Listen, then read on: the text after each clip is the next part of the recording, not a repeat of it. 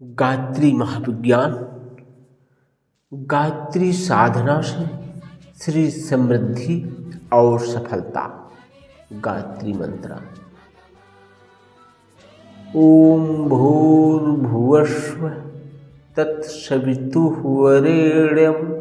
भर्गो देवस्य धीमहि धियो यो नः प्रचोदयात्। गायत्री त्रिगुणात्मक है। उसकी उपासना से जहाँ सतोगुण बढ़ता है वहाँ कल्याणकारक एवं उपयोगी रजोगुण की भी अभिवृद्धि होती है। रजोगुणी आत्मबल बढ़ने से मनुष्य की गुप्त शक्तियाँ जागृत होती हैं, जो सांसारिक जीवन के संघर्ष में अनुकूल प्रतिक्रिया उत्पन्न करती हैं। उत्साह, साहस, स्फूर्ति, आशा, दूरदर्शिता, तीव्र बुद्धि, अवसर की पहचान, वाणी में माधुर्य, व्यक्तित्व में आकर्षण, स्वभाव में मिलनसारी जैसी अनेक छोटी बड़ी विशेषताएं उत्पन्न तथा विकसित होती हैं, जिसके कारण श्री तत्व का उपासक भीतर ही भीतर एक नए ढांचे में ढलता रहता है। उसमें ऐसे परिवर्तन हो जाते हैं जिनके कारण साधारण व्यक्ति भी धनी समृद्ध हो सकता है।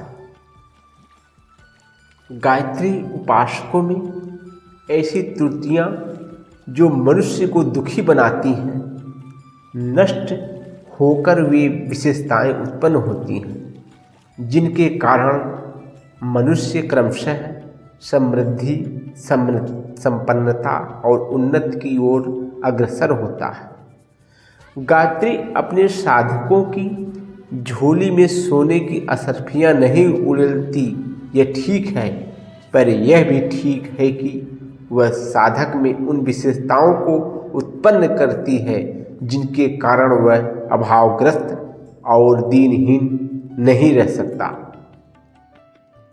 इस प्रकार के अनेकों उदाहरण हमारी जानकारी में हैं। उनमें से कुछ इस प्रकार हैं।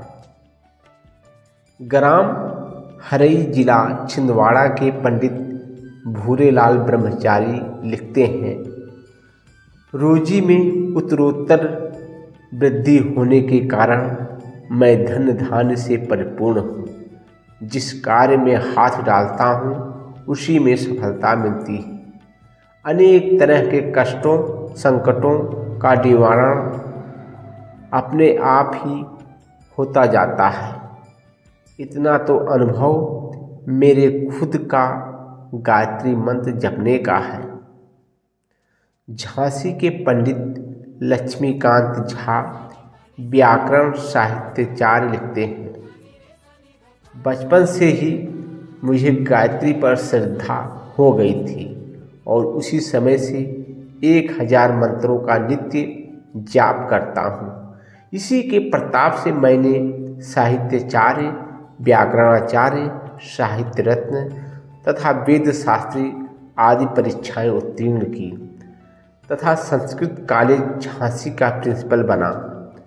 मैं एक सेठ के 16 वर्षीय मरणसन्न पुत्र के प्राण गायत्री जप के प्रभाव से बचते हुए देखे, जिससे मेरी श्रद्धा और भी दृढ़ हो गई। वृंदावन के पंडित तुलसीदास शर्मा लिखते हैं, लगभग 10 वर्ष हुए होंगे श्री उड़िया बाबा की प्रेरणा से हाथरस निवासी लाला गणेशी लाल ने गंगा किनारे कर्णवास में 24 लक्ष्य गायत्री का अनुष्ठान कराया था। उसी समय से गणेशी लाल जी का आर्थिक दशा दिन दिन ऊंची उठती गई। अब उनकी प्रतिष्ठा संपन्नता तब से चौगुनी है। प्रतापगढ़ के पंडित हर नारायण शर्मा लिखते हैं, मेरे एक निकट संबंधी ने काशी में एक महात्मा से धन प्राप्ति का उपाय पूछा। महात्मा ने उपदेश दिया कि प्रातःकाल 4 बजे उठकर शौचादि से निवृत्त होकर स्नान संध्या के बाद खड़े होकर नित्य 1000 गायत्री मंत्र का जाप किया करो। उसने ऐसा ही किया, फलस्वरूप उसका आर्थिक कष्ट दूर हो गया। प्रयाग जिले के छितौना ग्राम निवासी पंडित देवनारायण जी देवभाषा के असाधारण विद्वान और गायत्री के अनन्य उपासक हैं। 30 वर्ष की आयु तक अध्ययन करने के उपरांत उन्होंने गृहस्थ आश्रम में प्रवेश किया। स्त्री बड़ी सुशील एवं पति भक्त मिले। विवाह के बहुत काल बीत जाने पर भी जब कोई संतान नहीं हुई तो वह अपने आप को बंधत्व से कलंकित समझकर दुखी रहने लगे। पंडित जी ने उसकी इच्छा जानकर 1.25 लक्ष जप का अनुष्ठान किया। कुछ ही दिन में उनके एक प्रतिभावान मेधावी पुत्र उत्पन्न हुआ, जो आजकल देवभाषा की सर्वोच्च उपाधि प्राप्त करने की तैयारी कर रहा है। प्रयाग के पास जमनीपुर ग्राम में रामनिधि शास्त्री नामक एक विद्वान ब्राह्मण रहते थे। वे अत्यंत निर्धन थे, पर गायत्री साधना में उनकी बड़ी तत्परता थी। एक बार 9 दिन उपवास करके उन्होंने पुरस्चरण किया। पुरस्चरण के अंतिम दिन अर्धरात्रि को भगवती गायत्री ने बड़े दिव्य स्वरूप में उन्हें दर्शन दिया और कहा, तुम्हारे इस घर में अमुक स्थान पर असरफियों से भरा घड़ा रखा है, उसे निकाल कर अपनी दरिद्रता दूर करो। पंडित जी ने घड़ा निकाला और वे निर्धन से धनपति हो गए। इंदौर निवासी पंडित रक्षपाल जी ने बताया है कि एक व्यक्ति अपनी पत्नी के साथ लड़ाई झगड़ा करता रहता है। थोड़े दिन तक गायत्री मंत्र से अभिमंत्रित जल पीने से उसका स्वभाव बदल गया और उन स्त्री पुरुष दोनों में उत्तरोत्तर स्नेह बढ़ता गया।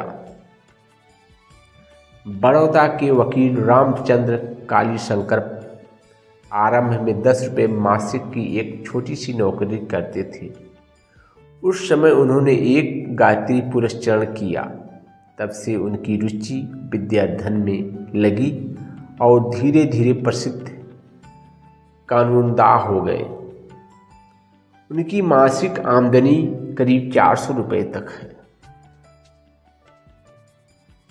महुआ कठियावाड़ा के रणछोड़लाल भाई का कथन है कि एक मनुष्य का लड़का मैट्रिक में 2 बार फेल हो चुका था।